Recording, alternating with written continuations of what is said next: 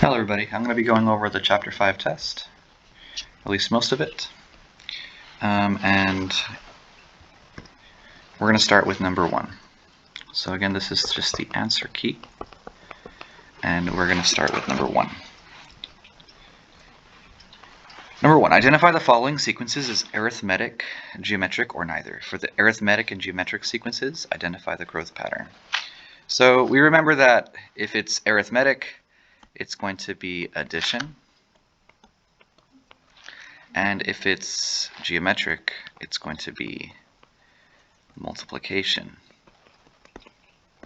So for number 1a, I'm looking at the pattern and it looks like it's going up by 7 each time. We just want to confirm that it is going up by 7 each time, and it is. So this one we can say is arithmetic. And what's the growth pattern? We can say adds 7. Okay, number 2. Just by looking at this, you can tell the numbers are going up really quickly. So if I say add 4, is that the same as add 4 here? It isn't. It's too big. It's growing too fast.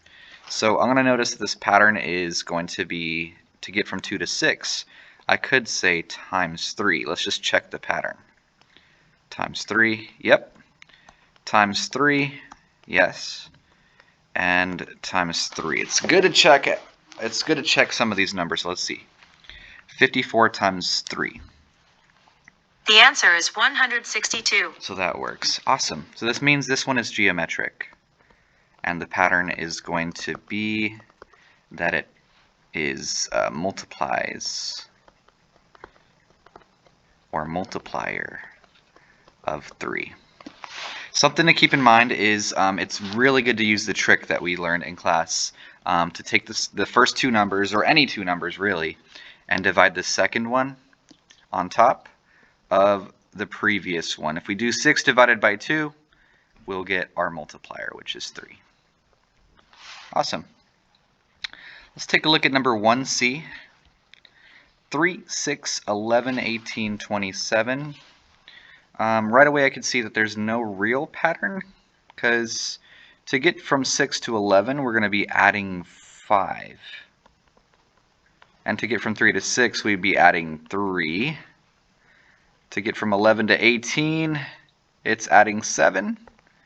And to get from 18 to 27 it'd actually be adding 9. So this one we're just going to say neither. There is definitely some type of pattern here, but it's not arithmetic, it's not geometric, it's neither. Alright, let's take a look at number 1d. You can tell these numbers are growing really rapidly, so I'm going to check for geometric. Let's use the trick. 121 divided by 11. 121 divided by 11. It's 11. Awesome. So we know that the multiplier could be 11. Let's just check. Is it times 11? Let's check the next set of numbers. 121 times 11. The answer is 1,331. Excellent. So that means that this one is going to be geometric. And the pattern is multiplier of 11. Or the multiplier is 11. Excellent. So one arithmetic, one geometric, one neither, and one another one that's geometric. Let's take a look at number 2. Number 2 says determine the common difference, then write the equation for the nth term in each sequence, keeping in mind that the first term of each sequence is actually term number 1. So we remember that if it's going to be arithmetic, it's going to be the same as mx plus b, a straight line. Arithmetic, it's going to be a straight line. So we're going to use the terms m for slope,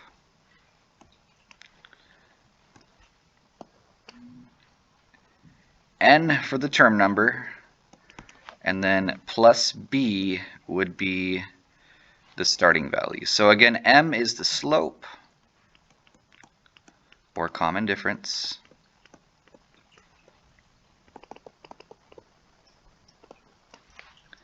and then b is going to be the starting value. also known as not the first term, again, not the first term, but the 0th term.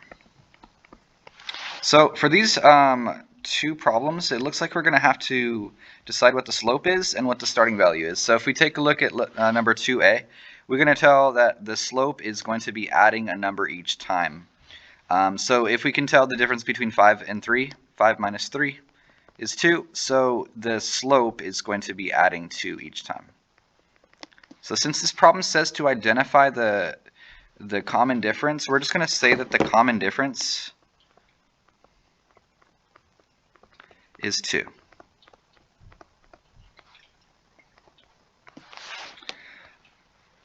Now we need to find out the starting value. The starting value would be the number that's before the first term. So the 0th term is right here. What is the starting value? Well, if we're adding 2 to go right, we must actually do the opposite to go left. So we're going to go ahead and subtract 2. 3 minus 2 would give us a 0th term of 1. Now you can always check if this pattern matches. Is it 1, 3, 5, 7, 9? Yeah, the pattern does match, so the 0th term would be 1. So let's write the equation. T of n equals mn plus b. Well, the slope is 2, and the starting value is 1. Let me use the right color there. And that's the equation. Term number is 2 times the term number plus 1. All right, next up is letter B. We're going to use the same idea here. I might as well copy paste. So we can go ahead and use the same idea that we practiced here.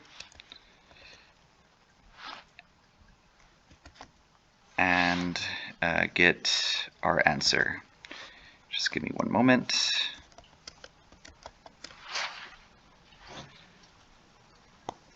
All right, here we go.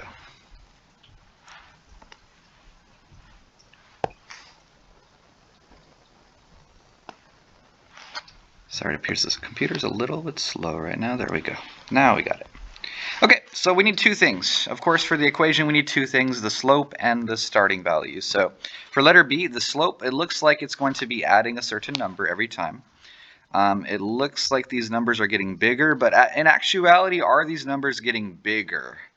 These numbers are actually getting smaller. It's a little strange to see that, but the numbers are going deeper into the negative numbers. So we're actually going to be subtracting 3 each time. You can confirm that with your calculator if you need to. But the common difference would be minus 3. And if we work backwards to get the starting value, we will get -1 plus 3, which is +2. So our equation, T of n, is, well, our slope is -3, our common difference, and our starting value would be +2. And that's our equation. Okay, that was number 2. Let's move on to number 3. Consider the following sequence, 5, 10, ...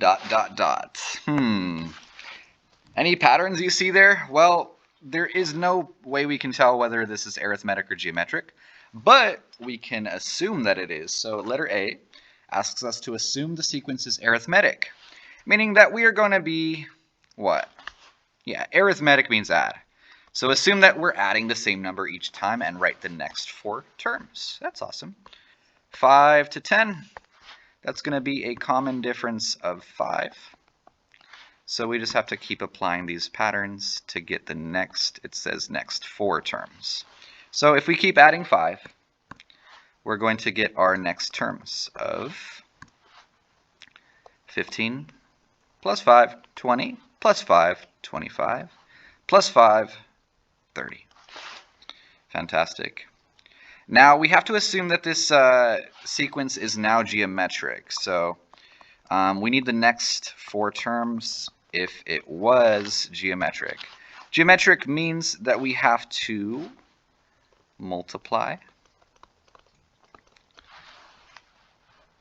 So let's see what pattern would give us a multiplication. From 5 to 10, that would be a multiplier of 2. To check using the pattern, we can divide 10 by 5, or 10 divided by 5. 10 divided by 5 It's 2. is 2. So if we keep applying that same pattern, we're going to get our next numbers. 10 times 2, 20. 20 times 2, 40. Doubled is essentially what we're doing here. 40 times 2, 80. And finally, 80 times 2 would be 160. And that completes number 3. Problem number 4. Identify the pattern of growth for each sequence in the table below. Then write an equation to represent the sequence.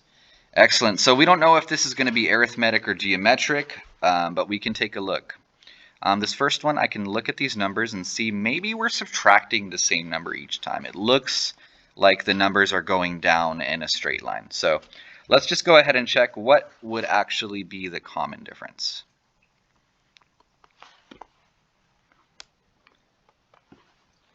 (16 minus 23). That would be -7. So if I do 16 minus 23, I will get -7, meaning these numbers are going down by 7. Let's check if the pattern is consistent. How can I help? 16 minus 7. It's 9. And 9 minus 7 is 2. So we know that the pattern is going to be arithmetic. So we're going to go ahead and write this out. Arithmetic is T of n equals m, and I'll use the colors, mn plus b.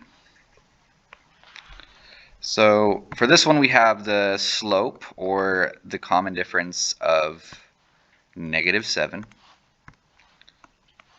And the starting value is the number that's right here. That's why there's actually an empty space to help us out. So if we work backwards and we do the opposite of adding 7, not subtracting 7, but adding 7, we will get the starting value of 30. So we can go ahead and say that the equation would be -7n plus 30. Excellent. All right, next up is letter B. We want to determine the equation of this. We just don't know if it's arithmetic or geometric. Right away, I can tell this number has a decimal, meaning there's no way that we could add a number to get this decimal. We'd have to multiply by something to get a decimal. So for this one, I'm going to try and determine why this could be geometric. Okay, so instead of determining, like, kind of guessing what number would I multiply to get the next one, I'm going to use the trick that I showed in class.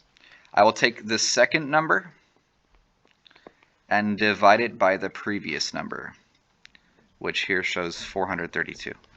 Let's divide it and let's see what the multiplier would be. Again, we're looking for the multiplier.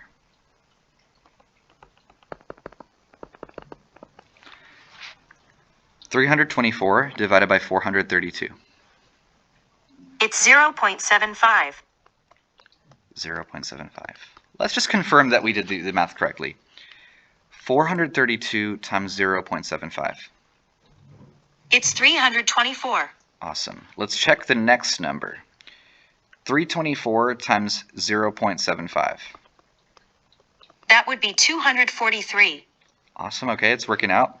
And let's check finally the last number. Let's check if it is 0.75. 243 times 0.75. The answer is 182.25. And that's our multiplier. So if it's geometric, we remember it's not going to be mn plus b. It's going to be tn equals a times b to the nth power, where a is our starting value,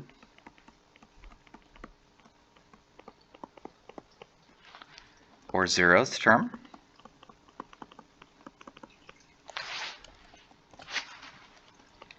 and what is b? Yeah, b is going to be our multiplier, or our common ratio, the multiplier. So I'm going to go ahead and write the equation. T of n, our term number, is a, which we don't have yet. What's the starting value, the number before the first term? We don't know what it is, so we have to figure that out. Okay, so going down the list, we would go multiply by 0.75. What's the opposite of multiplying by 0.75? Yeah, we're going to go ahead and divide by 0.75. So 432 divided by 0.75. The answer is 576. Giving us our starting value. Let's just confirm that this is the right thing. 576 times 0.75. It's 432. Excellent. So that is definitely our starting value. Remember, if we're going down, we're going to multiply by 0.75. If we're going up, we're going to have to do the opposite of multiply, which is divide. So we're going to have our starting value of 576. Our multiplier, let's just put it in parentheses. Our multiplier was 0.75.